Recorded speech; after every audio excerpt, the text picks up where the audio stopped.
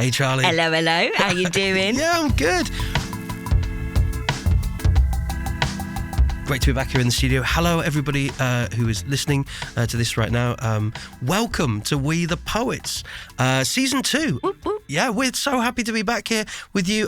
Maybe you've been listening to the series as we've been going on so far. If this is your first time here, you're super welcome as well. Absolutely. Welcome. Every episode, we've got a couple of us with a special guest coming in and we're chatting with them about some aspect of creating poetry. Now, maybe you are a poet yourself. We're hoping some of the things we discuss will be of use, or maybe you don't even write poetry. You just are interested in learning a little bit about what this craft is like and what we're getting up to.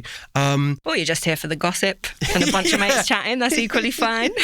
Because we get really nice people on this series. Yes, absolutely. And today's no exception because we've got a good friend of ours, Hollie McNish. I think if you're in the world of poetry, I think you would certainly know Hollie's name. Yes. If you don't, if you just stumbled upon this podcast, Hollie is a writer and performer. She's produced a huge number of poetry books so far. I think in Cherry Pie, I think I've got a copy of back at home. Yeah. But yeah, we've had Lobster is out at the moment. There was Plum before that.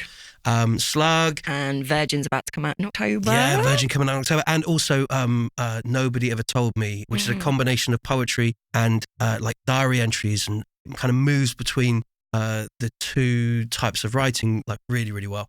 So we're really excited about having her joining us because we haven't seen her in a while as well. I haven't seen her since 2015. I met her once when I first started in the poetry world and I was a massive fangirl then and I'm an even bigger fangirl now, so I'm so excited. But I was interning at Cambridge Junction and spending 3 days a week there. And Hollie was based in Cambridge and Daniel Pitt, the producer, told me to just reach out and go for a coffee. And Hollie came through and we had a coffee at Cambridge Junction and just chatted. And it was wicked. Such a wicked conversation. But yeah, I'm so excited to have her back. That's great. I've done a few gigs with Hollie, at Latitude. I remember we were both in an event that was a poetry, WWE wrestling event where you got matchups and you read poems. Yeah, I remember that. Yeah. We were all doing that for a night. It was really good fun. But also we kind of gigged a bit and Hollie was very kind to even kind of help me out when I was touring way back and coming doing slots, which maybe we'll talk about because there was something kind of funny about those gigs, I think. But yeah, we're really excited to have her here. And we're going to talk about something that's happened with Hollie's day involving criticism of work. Because I think if you create anything, the noisier the work, the bigger it gets, the more chance you got that some people could push back on some things that you've done. I was wondering if you ever received any criticism that you found difficult at all. Do you know what? I had in a workshop a teacher that didn't really care about the fact we had poets in, and they were students that were kind of at risk of expulsion or whatever. But I wasn't told that until I went into that room. And the teacher didn't really have my back and wasn't behind the session either. She was just at one point, as I was midway through starting a poem, do you have any videos, miss? Can we put some videos on? Do you want to go outside? And I was a bit oh, okay, you don't have my back. But other than that, no, nothing springs to mind, thankfully. There probably is. People just haven't said it to my face yet. Yeah, what about you? Yeah, well, I work a lot with kids, so I get a lot of, if they don't like what you're performing in schools, then you'll know pretty quickly. I think I had a gig a long time ago when I was performing for teenagers, and I had this old board games rap thing that I would do, and I would perform it and I go, Stephen, how many board games are in the rap? And I normally go, nobody has ever got it right in the last few schools to kind of hype them up. And I think I started pitching the board games rap and I'd done a couple of pieces and I said, so yeah, I performed this in a lot of places and nobody has ever, and one boy shouted out from the back of the room, liked it. It was one of the best heckles. Quick-witted heckle. It was one of the best heckles I've ever had. So yeah, there's been a few things. I was even at school the other day and I have this big box bonanza show with all these boxes they open, surprises and poems and things that come out of them. And one box is when I read my book, Rhinos Don't Cry. And all the other things are quite fun and whizzy and silly. And then I read the book and it was some of the younger kids were finding it quite hard because it's quite long. And I remember one of the kids going, when does this bit finish? And you're like, this is the bit that I worked, this is the bit I actually wrote and worked really, really hard on. The other one's a box that makes a farting sound. I get it.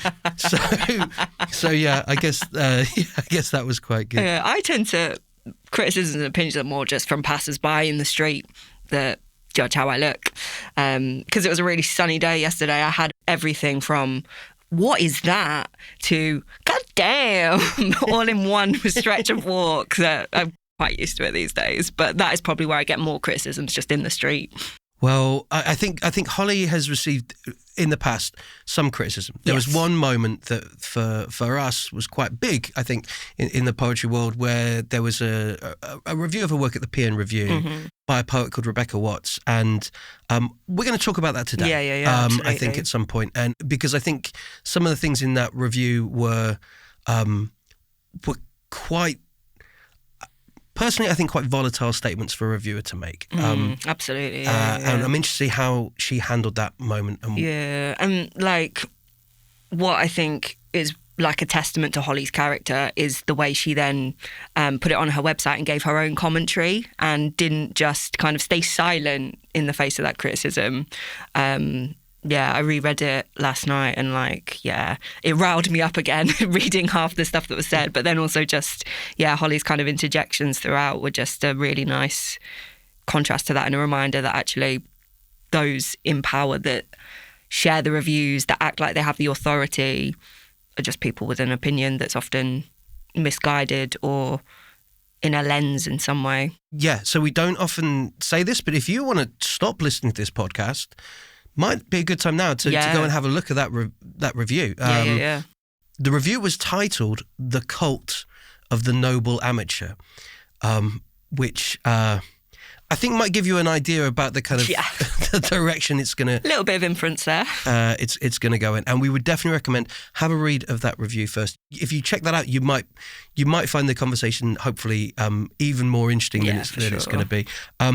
Before we go any further, shall we hear a poem from someone? Yeah, who have we got first? We've got Stu Freestone. He's been running the Say Out Slam with Henry Raby for a while now, and he has got a new collection of poetry he's working on. If he's got that kind of finished in time, we'll give you a link in the description where you can get hold of it. But here is a piece from that collection. I found myself in a stripped light-lit room of a community centre. There was a banner on the wall stating "Condiments Anonymous" and a circle of occupied chairs. On entry, I could feel the vacant stares of the people sitting there with their wears and tears, people just like me. And I never thought I had that much of a problem. See, I always used to pride myself as something as a condiment connoisseur. From a savoury to the sweet, you can't go wrong with a good preserve, or a chutney for that matter. On a tasty ploughman's platter or a pickle tray with poppadoms or chili oil to dunk my wontons, my toast likes to get marmalade and jammed up on a morning. I spend my days and weeks obsessing over my favourite types of salad dressing, always questioning where that next dip is going to come from. I go through the stages of feeling elated to desperate and distraught, so I... snort a quick line of powdered casserole sauce and I'll be on my way. What can I say? Seasoning pleases me. I've got a fetish for relish. I've got a fetish for relish that's embellished upon my plate, and it's too late to take it back once I squeezed it out the bottle. And before you say anything, what I do with relish in the privacy of my own kitchen is my business. When it comes to my food and condiment ratios, my margins are well out. I've developed a drastic lack of control that I find myself on night time stuffing pickled onions into sausage rolls. It's all part of an ongoing problem. It's always hard to recognise when addictions go too far, but when I'm taking salt and pepper sachets out to the bar with me, I should have seen it coming. Like last Friday night, went out for drinks, just chilling in the pub. My mind was full to bursting of marinades and meat rubs. I need to catch up on ketchup, I thought. I'm having dreams of salad cream on lazy days in mayonnaise. I'm always front of a queue for barbecue. I want to bathe in an ocean of Bisto, and I want to see where those OXO cubes roam. I'm going to fly on a pilau plane to the mountains made of spice, and I will not rest until I dance the salsa with Uncle Ben under a shade of hummus moonlight. I will solely eat the lonely guacamole from your fridge at 4 a.m. with just a teaspoon. Love it or hate it. If it comes down to a fight between Marmite and mustard, I think Marmite will cut it. But despite what people say, it is hard to slice a nice dollop of whole grain. Now, personally, I can eat a ton of pesto. Even that shit one from Tesco. I mean, I can write a manifesto of spices and seasonings backing up my reason as to why I believe HP stands for health points. Because that's what Daddy's taught me. I would go as far to say I'd steal Tabasco from Donnie Brasco and start a gangster war fiasco, all in the name of hot sauce. I like horseradish on my beef. I like honey on my ham, apple on my pork, and mint sauce on my lamb. Never forgetting a bit of black pepper makes everything better. So when you're with me at the dinner table, make sure you pass the sauce. I mean, obviously you're welcome to a dollop, of course. All right, whoa, you don't need any more. You've got enough there for a second and third course. Don't make me take it off you by force. And it's only when I hear myself, I see my conditions becoming chronic. Hi, my name is Stu, and I am a condimentaholic. Thanks so much, Stu, for sending that piece. Yeah, thanks, Stu. That was wicked.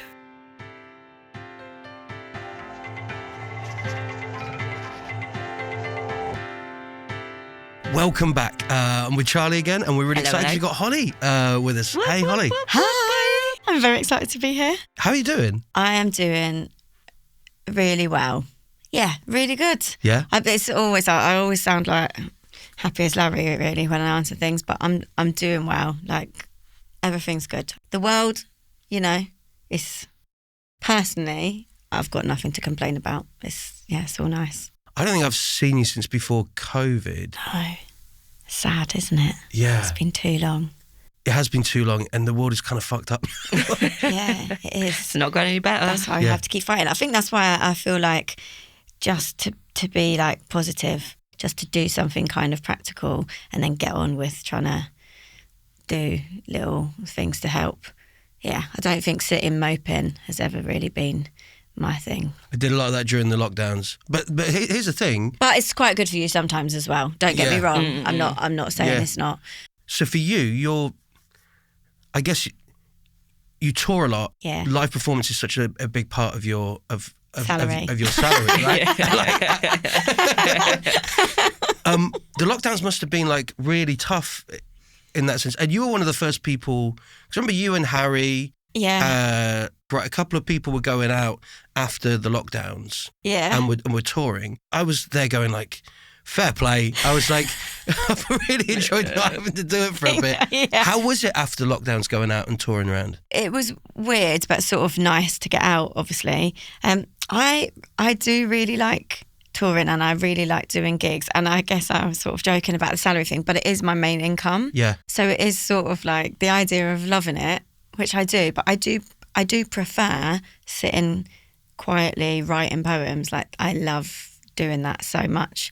But the touring is lovely. And actually, I was so lucky in lockdown because I had basically my whole yearly salary. Like a lot of people in touring, the whole thing was cancelled. So it started, I did one gig of the tour of a new book and then it was lockdown. So every gig that I'd scheduled, then rescheduled, was cancelled.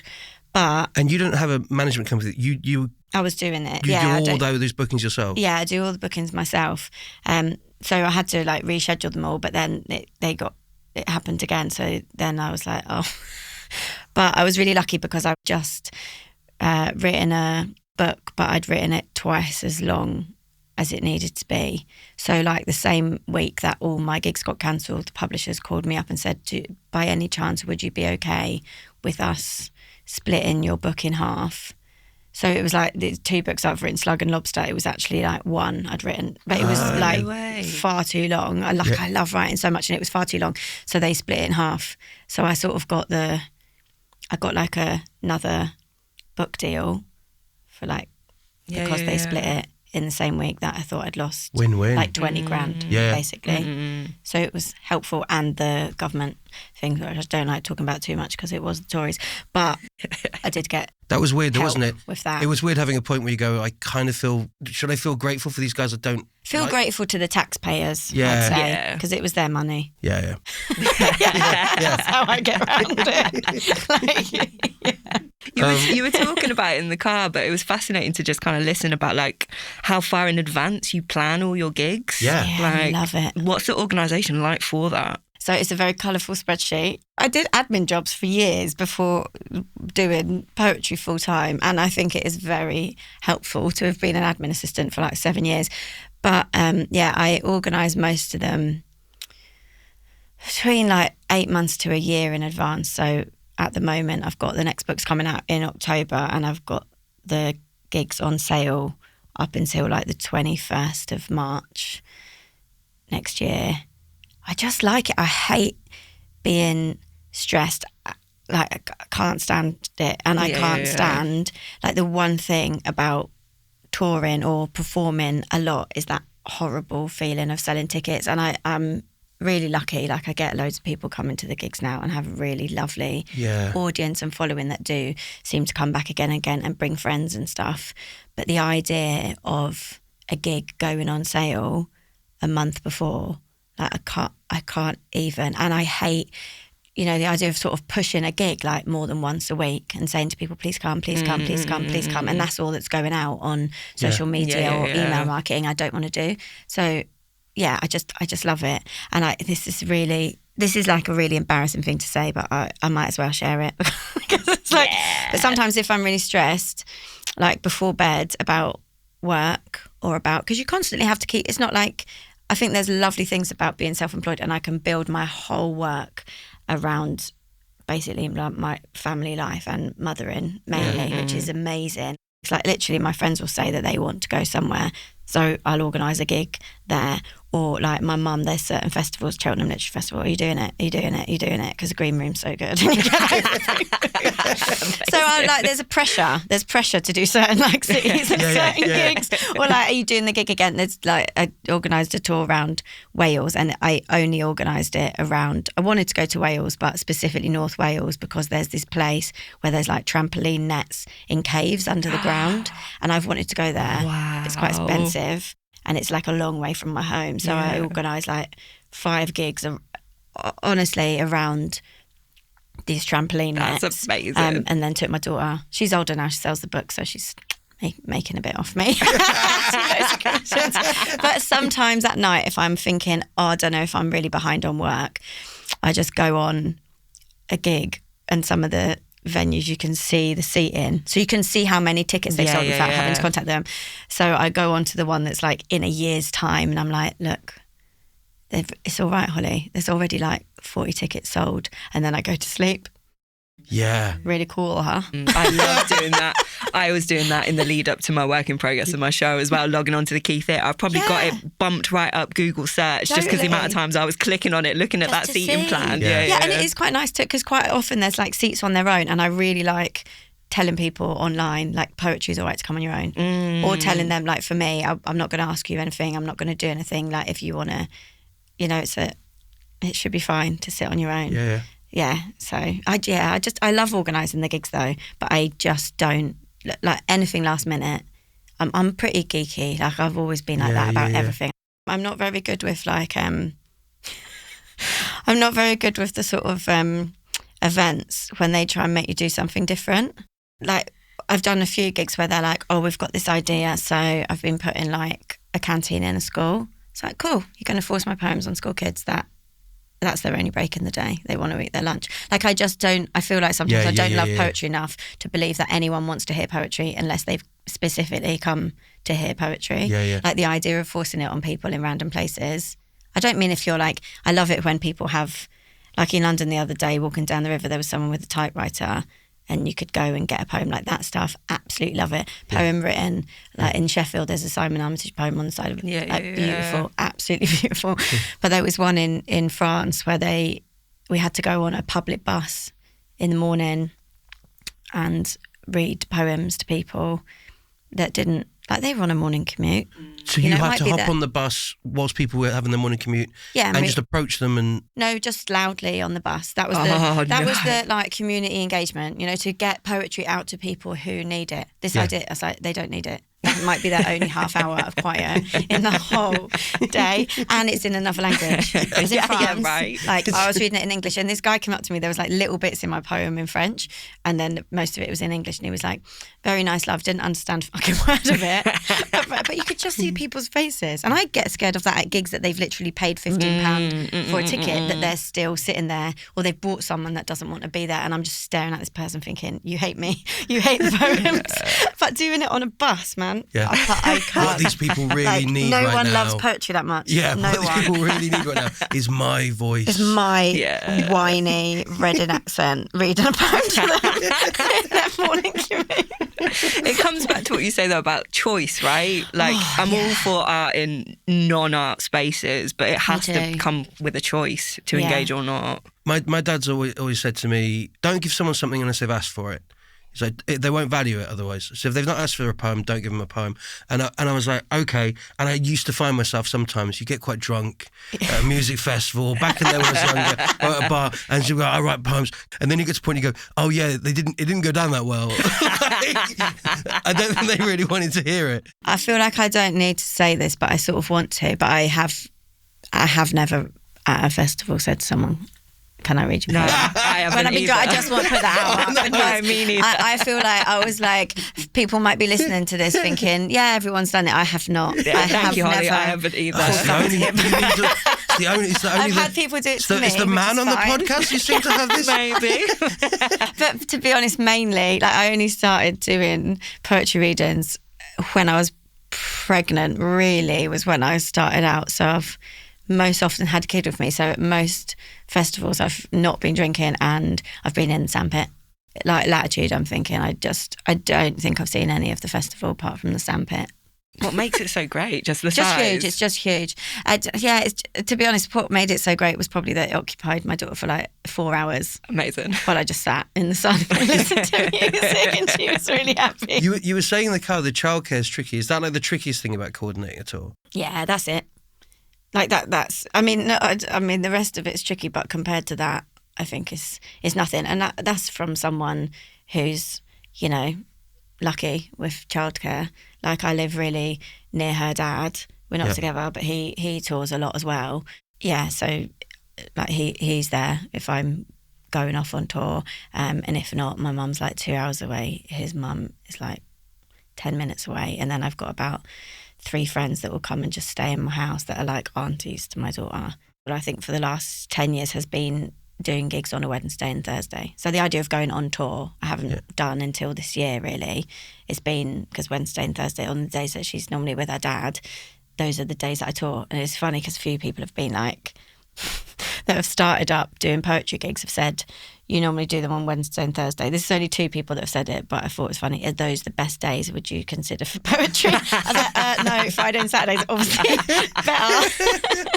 Those are the best days for me being able to go away, earn a living, and my daughter doesn't even notice that I'm gone. But then or if it's a Saturday, I would take her with me a lot of the time. And that has been hard, but also brilliant. For years, I had theatres put the curtains up sort of about 1 metre from me.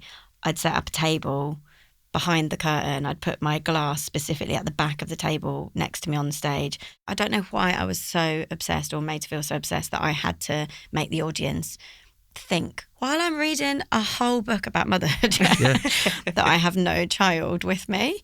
But she would sit and watch Harry Potter every time because it was the only thing that was like long, and she loved it, but it didn't make her laugh because when she watched something funny, it was like you could hear her like cracking up behind the curtain.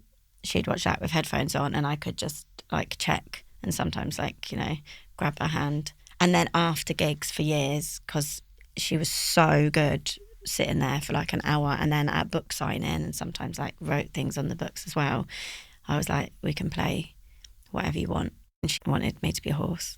So loads of the biggest shows She wanted you to be a did, horse? Yeah, loved me being a horse. So like I remember Manchester, I did the biggest show I'd ever done, and I was so chuffed with it. And she was so lovely.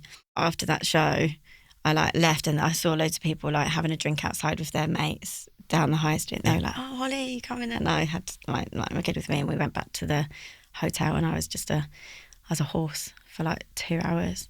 And it was a fancy hotel because it's a big gig. So I booked like, a bit of a better one, and it had a dressing gown. I wasn't, like in it. I had the dressing gown tied round me as a like horse's lead. So that's amazing. So amazing. What no one knows about after the games. Until now. Yeah. Until now. Yeah. And my mum, I remember she came with us to a lot and helped out a lot as well. And she was like, "Oh, this is great. Have you heard of a gymkhana?" To my daughter, "You could make your mum do jumps." And I was like, "Fuck you." She's like paying me back. So then I was like doing jumps. After it's like grounding, isn't it? Family are very grounding. Yeah, definitely.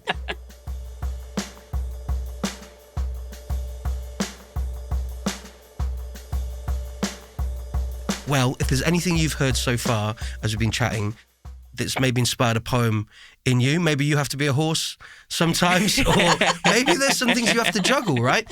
Like responsibilities to families and loved ones. Maybe there's a great poem in that. Maybe there's a great poem in writing about a day of the week that is best for poetry. I think that's kind of cool.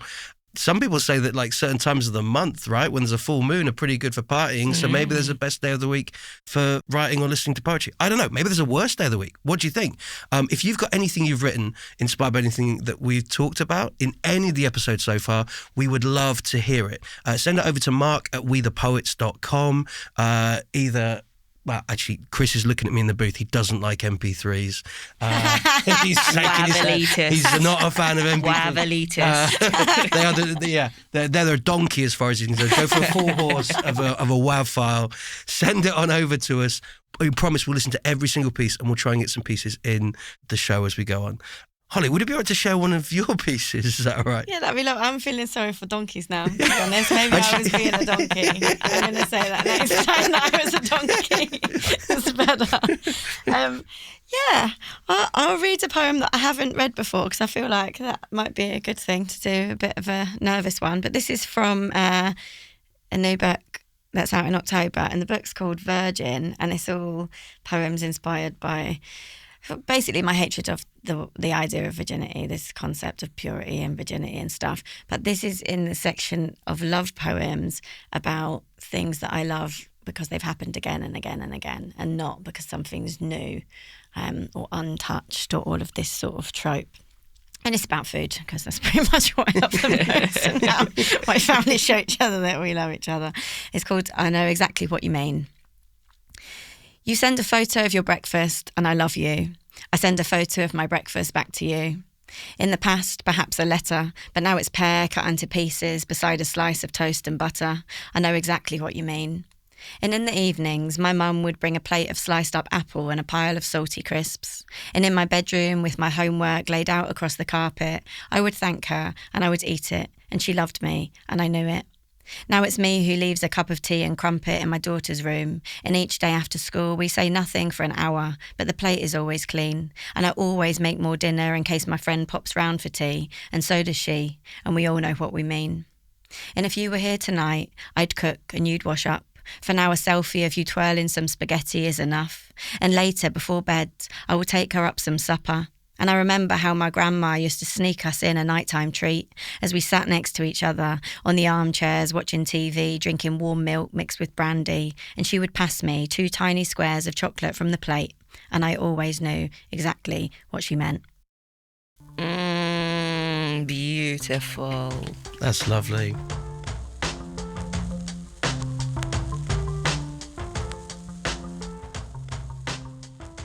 Thanks. It's nice to write some just nice soppy stuff sometimes, isn't it? Rather than screaming in poetry all the time, which is what I do half the time. How long did it take you to write that?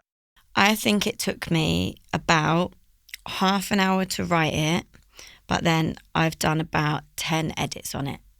So I don't know how long they took, but I've been changing lots of things in it. I've changed the title, I've changed the stanza length, I've changed the ending a lot because it ended with me going and washing up for her while she fell asleep, and my last editor said, I think you need to look at all your poems and maybe cut the last stanza of all of them or cut the last line and see if it makes any difference to the poem, because I think most of your poems are better the stanza or the line before the line that you think is the last line. So I do that every time when I'm editing for a book. So I guess, I don't know, I've changed the food in it a lot. Yeah. This is quite a weird thing. So I've worked on it a lot. So So how long probably ago? about 10 hours, I guess. Okay. Overall, over a period of like 7 months. That's an absolute estimation. I don't even know where I got those from, but I always do an edit, which is me taking out the personal details of a poem. And I don't mean like changing the actual poem, but like I've never had my partner send me a picture of them twirling spaghetti. Like in the original is like the actual food that he normally eats. But I just changed those things. Things that don't change the poem, but I actually don't want people to know. Like I say, I don't want people to know like what my gran actually gave me. Like it wasn't normally chocolate, it was like another sweet. But I don't want everyone knowing that. So it's tiny little things. I change it in every book I do it. So it like doesn't change in any way the feeling of it. But these things that make no difference to anyone else, but I don't want. There's a bit in Slager book I wrote, and it starts with my grandma's funeral, and there was a bit talking about what do you wear when the funeral's live streamed because it was during COVID. Yeah. And then I said in it, I decided just to wear this jumper because it's her favourite colour, a blue jumper or something because it's her favourite colour.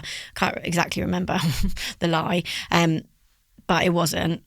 That wasn't what I wore because that wasn't her favourite colour. So that sort of stuff is like you're not knowing my grand's favourite colour. You don't care what her favourite colour is, but I care that you don't know.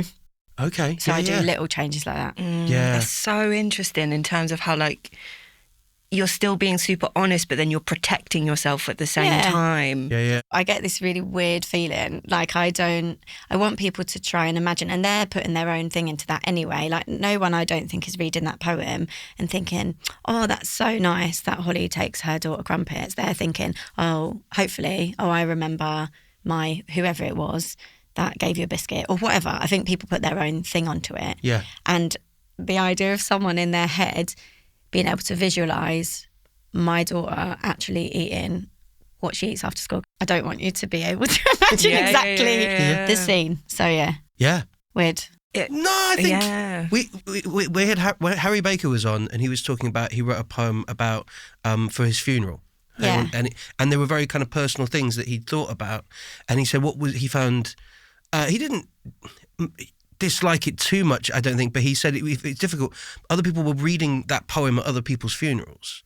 So what he found, it was weird. He said, I kind of hope they might change some of those details. Be their own to be their own ones instead of being my own thing. And I think there's a crossover there in relation to like some of those things. Yeah, totally. I think he's gone like, actually, they're kind of just, I want them to be for me. Harry, if you're listening, just change them on the final edit.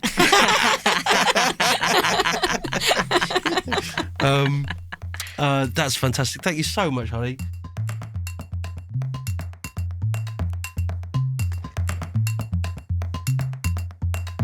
So we chatted earlier on about something my dad said to me about don't give someone a poem unless they've asked for it.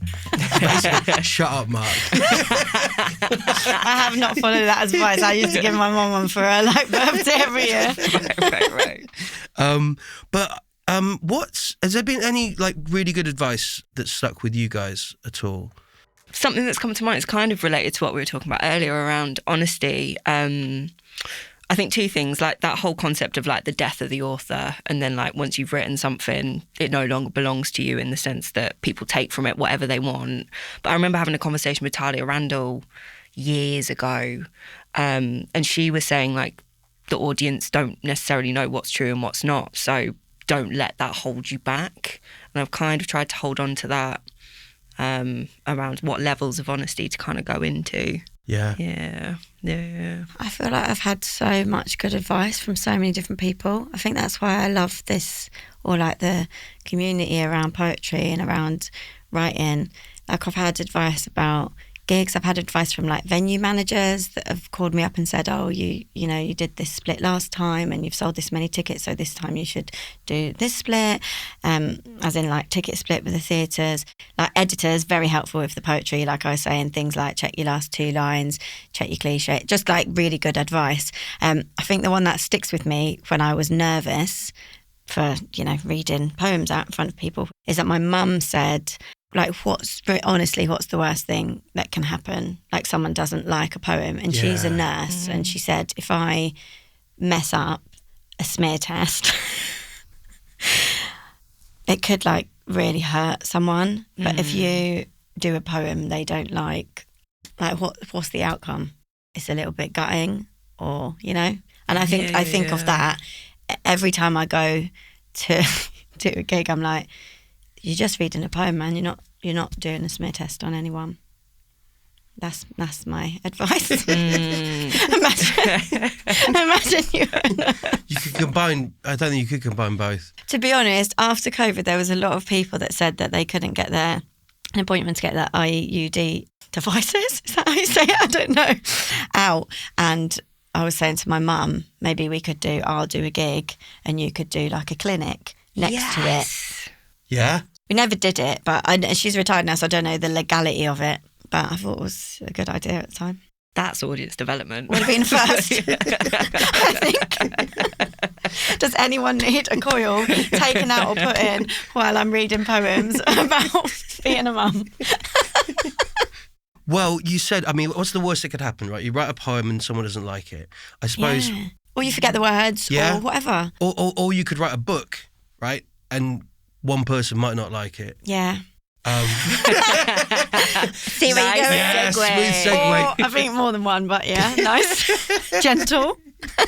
So a while ago, if you're listening to this podcast, maybe you don't know about this moment that happened, but for me and for Charley and for a lot of people, it's quite a big moment. I had known Hollie's work for a long time, and we've gigged together. Like you've been so kind to me, Hollie, because I remember like when I was taking my Rogue Teacher show on tour, you even supported me like some of those gigs. Yeah. And you were getting more of an audience turning up for you than to see me do my show. And they were all going, when's Hollie coming on? And I'm like, okay, yeah, in a moment. And you were so nice to be doing those slots. It was nice for me to do it as well. It was really nice to be gigging together. But I was like, I am very, very lucky that Hollie is bringing all of our audience to see this stuff. I know it seems to us that you've always been someone that's been really connected with the scene, really supportive, like just like one of the good guys. Do you know what I mean? Like kind of coming around and helping people and being creative and sharing the work and sharing the craft and the mistakes that are quite important to demystify the art, right? And bring people in. Yeah. So when I saw this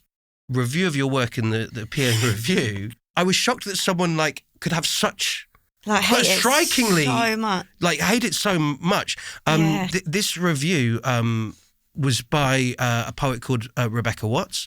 I think there are points in it. She kind of attacks I think your integrity as well. Yeah, absolutely. And says that you're essentially like Donald trying Trump. to trick people or trying to manipulate people into accepting something that doesn't even really class as poetry, right? That isn't really allowed to kind of like be considered that. It was very rude. And very long, like the and levels. It did upset my family a little bit. Yeah. In the review, I think the line for me was, Plum is the product not of a poet, but of a personality.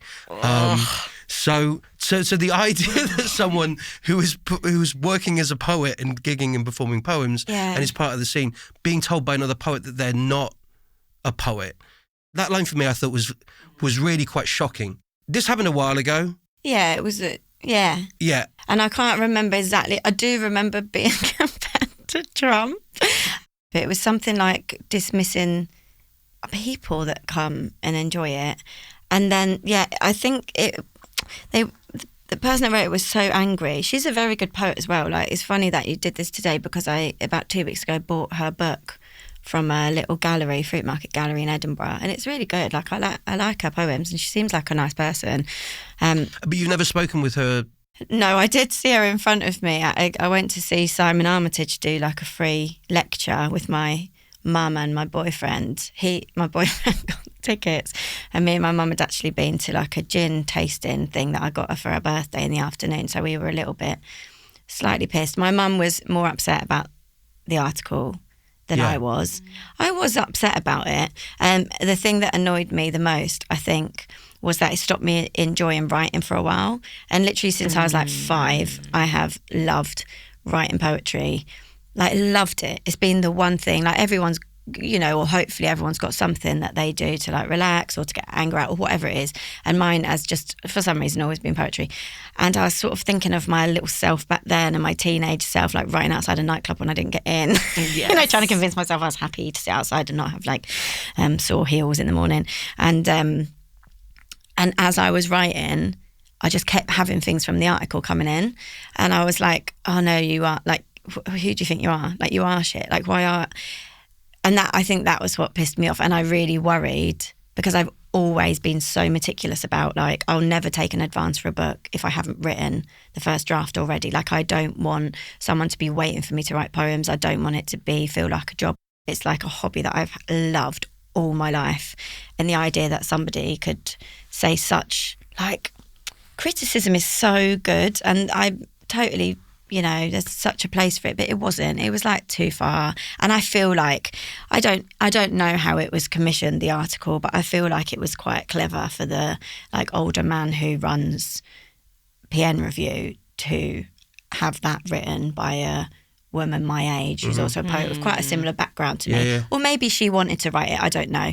But it's not the first time I've been told that, there's been articles in newspapers about how it's like the death of modern poetry and they've like name checked me and I don't know, whoever, Donna Ashworth, Ruby Court, who are selling, way more than me and are also lovely. But it's just... The poetry climate's changed a lot though, hasn't it? So I think the thing you've always got as well separately is you've got, poetry comes from like quite a privileged sector of society, right? Yeah. Often poets would have had quite a lot of financial backing behind them. Yeah. They'd been quite wealthy or they'd had a patron who was kind of backing them and supporting them. Yeah. Often the model or the system was kind of, you had to go to the right kind of university. You go to a very workshopped internal structure to be decided that you're worthy to go to the... Yeah. And now because of the internet, I had similar things with putting work up online and going viral and stuff like that as well. People are suddenly getting traction for work and they haven't necessarily gone through the same workshop modelled system. Yeah. And to an extent, I think some people maybe from that mindset or that position are kind of like panicked or nervous. I felt when I read the review, it seemed quite alarmist actually. I was like, I don't know why you're so... Like, this can exist. Yeah, this work can, I'm not stopping. Also, I have sort of come through quite a traditional thing. Like, I did not study poetry, but I did do English literature at A-level. Yeah. I got straight A's at school. I went to a state school, I got into Cambridge. Yeah. I just haven't studied poetry. Yeah. But I have been reading it. I've been really obsessed with writing it for years and years and years. And I think it's when someone makes assumptions about the background. And also, it just felt a bit stupid because it's like, I'm glad you picked on me because it sounds silly because actually I'm not from this working class background you're talking about, but there was lots in the article that was just wrong. And I think it was just because I was published by Picador and they're known as like a proper poetry press. The amount of snobbery in it and the amount of arrogance to say it was something like I was asked to review this, but to review it would be admitting that this is poetry. And it's like, but that's not... Like, that's wrong. Like, I've been studying language and literature all my life. Like, you might not think it's good poetry, you might not think it's skilled poetry, but you do not have the power or know-how to say it's not poetry. But can you imagine? Like, I'm so, like, I love writing poetry so much. And the idea, I'm just happy that I'm the person who gets to write poetry and... I can go and watch other poets and I can share it and I can tour the poetry and not the person that sits criticising poetry. Like, that must be rubbish. Honestly, I think this was bubbling though, because I think there was an increased resentment about the traction that performance poetry was getting, and then it was getting all this kind of like these kind of gigs, music festivals, the stages were increasing, because Kay Tempest gets mentioned as well within it. So what's I felt to me was this was someone who'd stepped into, by publishing with Picador, had stepped through from that other world, and this was the first chance, like, right, you're in our domain now, let's go, we're going to go at someone for this. But also the idea that you're more arrogant, like putting I find it funny because for my masters I did like economics of lots of different things like migration and trade and stuff, but one of the things that I did my final essay on was social media because it was just coming out and like how much more democratic it was for sharing stuff. So I loved the fact that there was this kind of linear at the time when YouTube came out, this sort of horizontal, more power structure as I saw it then, and that other people could access it that couldn't afford to come to poetry, that are so intimidated, like it's such an intimidating art form. But the idea that every time I put a poem, whether it was written first, whether it's like in a book, if I put it on a certain social media, it's like she's a YouTube poet. Same with you. She's an Insta poet. She's a TikTok poet. And it was always used as a way to like dismiss the poetry. It's like that. Even the poem is in. Like I was saying today, a student got in touch with me and said that they were asked to choose a poem to do at uni to like analyse and do a presentation on, and they chose one of my poems, and the teacher said, no, you have to choose like a different poem because she's an Insta poet. And it's a poem from a 300-page book, and even if it's not, it shouldn't make a difference. But it's the thing that annoys me the most is all the poets that a lot of those articles then talk about being brilliant, who I also think were brilliant. It's not like us against them. Exactly. Like this dead white man thing pisses me off because I love like Rupert Brooke, Seamus Heaney, Wilfred Owen. I think they're fucking incredible poets, and I don't think they'd be hating us. No, like I think we'd probably be doing gigs together. Definitely, like Robert Burns would be definitely on TikTok DMing people his poems. Like a lot of those poems he wrote, let's be honest, to like woo women, if you know, we'll call it that. Like they'd be on, Shakespeare would be on Instagram. Shakespeare would be on Instagram. If not, the plays wouldn't be marketed to people. Like I just think it's this idea that using certain platforms changes the actual writing. And also no one's stopping. Like if there's someone that only writes poems for Instagram, they're not stopping you going and doing a PhD in poetry. I've written quite a few pieces about stuff like this because I feel it happens all the time. Is like somehow in poetry all the time we get confused and we kind of forget. I like the Oulipo's mindset that we're like servants to language. Like language is going to be here. It was here before us, be here after us. We get to play with it for a bit, but the idea that we have to defend it, that means that we are the arbiters of what is the right and the wrong way of using language. And you're in really shaky territory as soon as you start doing that. As soon as you start saying that my way is the only way of doing it. Yeah. But people have been doing it for a long time. And it's like, really, is there another article about how poetry's either dead or reliving? But the anger behind some of it, it's like, you need to like have dinner with a friend, man. Like have a nice bath. How are you so angry? Like that's literally going to affect your stress levels in your body. Is there anything in the review that you remember that you were like, fair cop? That's an interesting point or a good point about? Well, I thought it was all quite interesting. Like probably me and Donald Trump do have quite a lot in common. That was quite... We both dye our hair.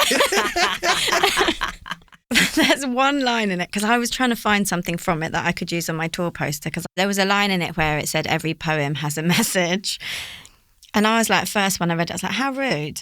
And then I was like, I thought about, this is the only bit in it that I've thought about for so long. Because then I was like, well, every poem has a message. And I was going to put that on the thing, but then I thought, I think that's quite positive. And then I was trying to think about a poem ever written ever that doesn't have a message. And first of all, my head went to like, if you've just got a poem about the beauty of a flower, for example, it's like, no, that's got a message. That's telling you to appreciate the beauty of nature or appreciate colour or whatever, you know, notice things more. Because it was written in the article as a real eye roll, like, oh God, it's like issue poetry. The thing that annoyed me the most was that I did these responses, and maybe they weren't, like I thought them through quite a lot, but one line I said, if you think my poetry's shit, just say that you think it's shit. And that was the only quote that was picked up from me that was used in articles that wrote about this like rift, as if there's a rift. Like they all love to talk about a rift in poetry. They do like, the press, don't they? They're like bombs being dropped. Like the rift in poetry is not the one. But they just took that line, and I think they took that line because that was the line that made me sound more stupid than any other. Because I remember seeing articles and they had really, you know, intelligently written lines from the article, and then the only quote from me was like with two swear words in it, and the rest of it was talking about language and talking about, you know, the audience and performance and all of that. I've had like quite a few bad reviews. Yeah, it's just if it stops me from enjoying the poetry, which I would hate. Like my family was more upset. My daughter was like, oh, that's not nice. Did the Telegraph quote, because that would hurt me. Do you know what I mean? Like if I to say you're like to blame for the failure of, it's a big claim, man. There's so many countries in the world, there's so many different languages. The idea that one person's rubbish poetry could be the downfall of poetry, like what? One thing that I was more annoyed about there is that I saw online people, like what you say about it being a bigger thing. There was like a woman on Facebook, but there was like lots of this. I saw, oh, finally someone's saying it. Finally they're pulling up the shit poets. Finally. And like this real like, you know, joy that people get when someone's being like put down. And you're like, guys, I really love this art form. Like I really love it. Like just, and one woman said, oh, you know, something really horrible on Facebook. Like, oh, that's great. Finally, I hate all this like YouTube poetry or whatever. And I wrote underneath it, hi, just to let you know that most poets I know that also read it out loud really love poetry. Like they read a lot of poetry, they're really into it, they work hard on their poetry and stuff. And she said, oh, I'm so sorry, I would never have said anything if I'd have known. I haven't actually read any of your books. I was like, well, what are you doing then? Yeah. Why are you so happy that someone's being shat on? And one woman, there was one review, well, not a review, an interview, and it was in The Guardian. And the woman phoned me up to do this interview. I was already nervous because you just don't want to say anything that you might regret in an interview that they'll use in the newspaper. And it was a big book that I'd just published. And she said, oh, you'll find this hilarious, Hollie. You'll find this hilarious. Actually, I'm like the literary editor. And the boys in the office gave me your book to review as a joke. But I actually quite enjoyed it. And I was like, oh, that's really funny. It's like a 300-page book that I researched over 2 years with like essays in it, prose, memoir, short stories and poetry. And the first thing that you say to me is that you were given it as a joke. It's like, cool. That's really hilarious. I might be asking a question that I don't know that we'll any be able to answer, but how do you stop that galvanising of people that feel they can comment when they've not read? Like all those Facebook comments that haven't actually read anyone's work but still feel entitled to say something. And how do you maintain that resilience? Yeah. I'm just glad I'm not them. Like what a moody thing to be. Like I'm glad I'm not in your head. Like I'm having a lovely time. You know, I love seeing my friends and being a mum, and it's not, most of my days are not spent around these people. Most of my days I'm not looking up what horrible things people are saying about me. Most of the days I'm just like, I don't know, making cheese on toast for my friend popping around and working and touring. And when I tour, I meet lots of people that obviously come to gigs. So it's a bit the other way, isn't it? I'm just constantly meeting people that really like your books. I'm only getting that many people saying stuff because I'm also getting people reading my books and stuff, which is like an unbelievable, beautiful, very lucky thing. I know I keep saying it, but I just love writing. I love it.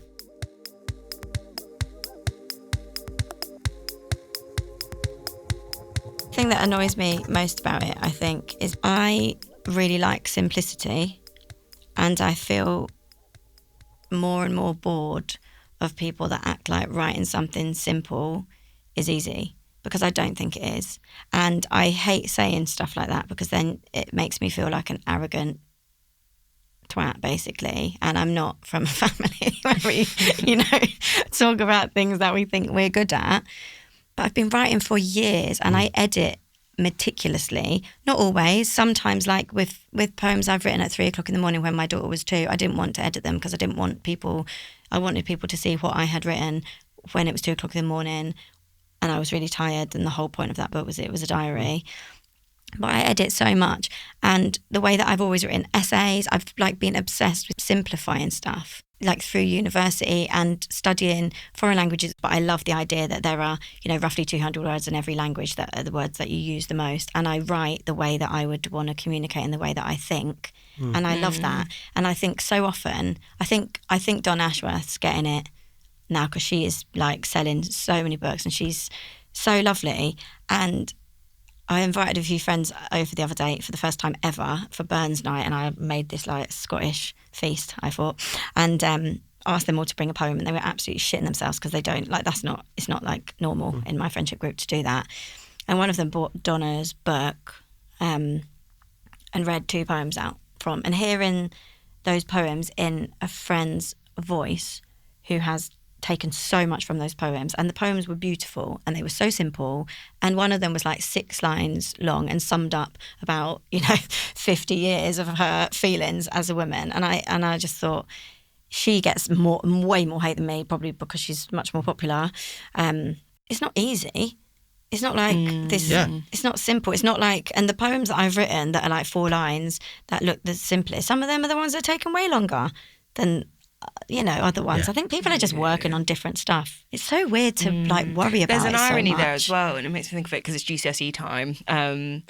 One of the poems in the Power and Conflict anthology, William Blake's London, like in the analysis of it, comparatively, it is really accessible, and that's what you talk about in the context for that poem if you're going to write it in the exam. Yeah. And the irony that that's praised and that's an intentional thing, but then when we look at modern poets, Yeah. we're not allowed to do that. Yeah. I just don't understand any poet telling any other poet you're not allowed to do anything. It just seems mad to me. Because Yeah. like, why do you get to say? Why do you get to say what anyone else is or isn't able to do as a poet? Yeah. Is that because you've got the cheat code, right? You know exactly how it has to be? Yeah, but it also doesn't stop you. Like, it doesn't stop you writing better poems. I was at an event in London and there was a competition. It was the National Poetry Day competition. They put the winners up, shortlisted on the Poetry Society wall. And there was like a poet, it was quite a prominent poet in London at the time. And I was standing nearby, I was looking at the poems and I heard him say to someone next to me, he went, can you believe someone started one of these poems with the word imagine? Like, can you believe? Like, as in, they didn't attend, they didn't get the memo that that's not allowed. That's outrageous. And I was there going, I'd rather write a poem that or do something creative than Have be like. you heard John Lennon's song? Yeah. You're like, you can't use the idea. You can't do something. Yeah. Or that if you do something, suddenly you're not a poet anymore. But it's such a balance, isn't there? Because it's so good. Like, I remember somebody saying, like, think of using in the first person a bit less. So you like look at it and I think, if I change that, I'll think of starting like this. But to be angry that someone's like not followed it as like a specific guidebook. One of my favourite poems at the moment is in a Poetry Society anthology, Poems for Wellbeing. It's by a young person, and it is like a revenge poem where somebody dumped them with a text saying "sorry chicken" with an X. So they stole their Nando's voucher, and half the poem is just this massive Nando's order that they've made, and it's just amazing. Then it goes into these more surreal chicken-themed acts of revenge, like hiding eggs around the house and that kind. But like just to have a Nando's order as like a full stanza for a poem. That's why poetry is so nice, though, isn't it? Because it's such a like freeing art form, and you can do it like whatever you want with it. But I do think if you've got the sort of brain that you look at a poem and are angry that someone started it on a word that you don't, it's like. Yeah, well, I think what was so funny is that it starts, doesn't it, with seeing a poem on a wall that's won something, that's been shown as being successful. Yeah. And I don't think you're that bothered if it's not pinned on the wall. I think the poet he's not going to be bothered in the same way. No. Has there been a moment, a nice bit of feedback that's meant something to you? I do get so many nice people, like just so many nice things that people say about the poetry. I guess sometimes, and I shouldn't, but because of reviews like that, I get quite excited when somebody says, oh, that was like really skillful or something, when they talk about the actual poem, which is awful because I also love the effect it has on people, but it's quite exciting. So a lot of the stuff I've written about is like shame and embarrassment and things that are pushed on you from teen years on.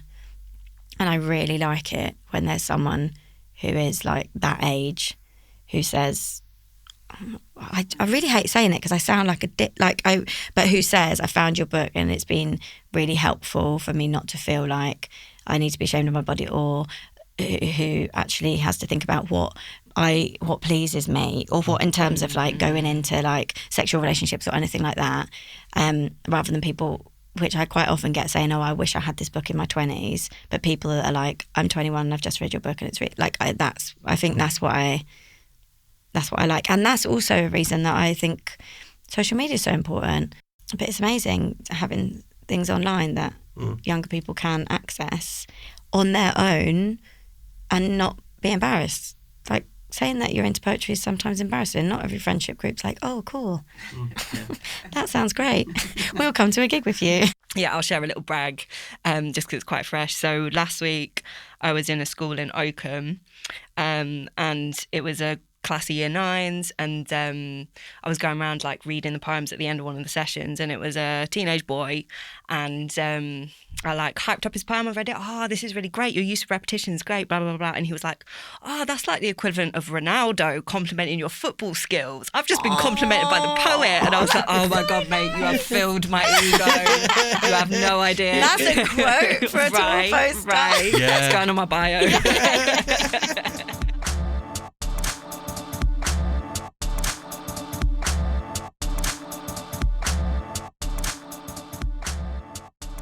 Okay, well, maybe at this point we could let's have a pause and have a listen to someone else's work. We've had a few pieces been sent in so far in this series. If you've got a piece you want to send us, mark@wethepoets.com, send it on through. But the piece we're going to listen to today, Charley? Yeah, so we've got another Peterborough local this time, a good mate, also trained to be a tattoo artist at the minute. So when they've passed their apprenticeship, check out Ink Imaginarium. Silje Stromsten, who is incredible. And this piece, I'm not going to give a big spiel, just listen. This poem is called The Reasons. Before you have a listen, just want to give a little content and trigger warning, as the poem mentions suicide and mental health. I've planned my funeral since I was 9, mental health in steep decline, convinced myself it was going to be fine, begged the gods to give me a sign, waited for stars to somehow align. You might think these thoughts to be asinine, but take a moment, let that sink in. Suicide is the main cause of death in people under age 35. It's a miracle we're all still alive. The things we do just to survive, and don't get me started on trying to thrive. A meaningful existence is hard to contrive when most of us have the urge to drive straight into the wall and just end it all. I was asked to write a poem about the reasons I'm still here, and I have to tell you, frankly, my dear, at this point it's mostly just out of fear.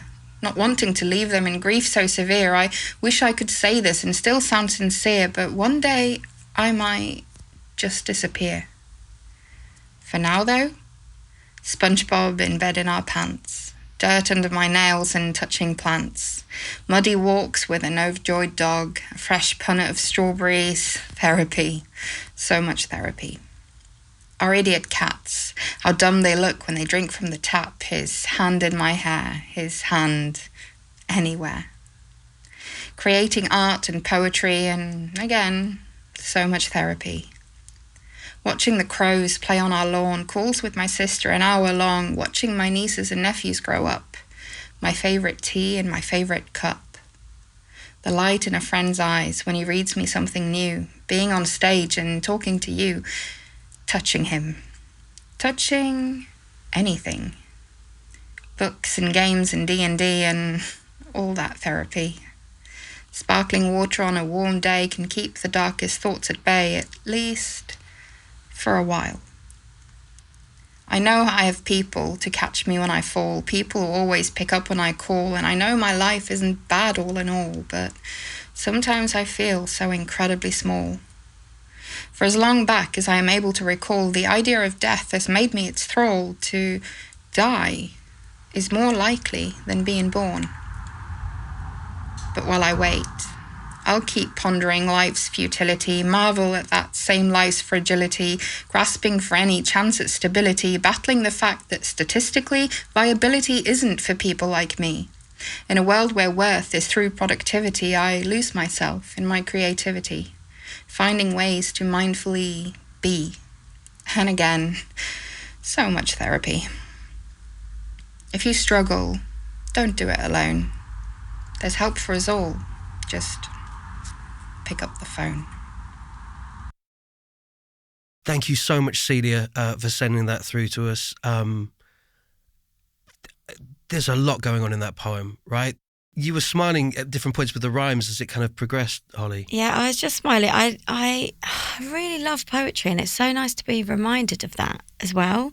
Like, I guess we were talking about all these criticisms and people saying certain things, but actually you listen to something like that, it's not only like a beautiful poem, it's not only structured magnificently in my view, but it just reminds you of the love of it and the importance of it, and just why I think it's such a magnificent art form. I loved the rhyme in that, and rhyme seems like way more controversial than it should be in poetry. And the fact that somebody can take a topic that is so difficult and so heartfelt and put it into this beautiful structure. And I love it. I love it when something of a certain tone is put into rhyme, and it reminds me of that kind of simplicity in the poem, of the things that we do grasp at that are beautiful, those little small things like getting dirt under your fingernails. I think it was like digging in the dirt or looking at flowers, looking at plants. It was so joyful at the same time as being, you can really feel that sadness. But I really love the fact that that was put into such a structured rhyming poem.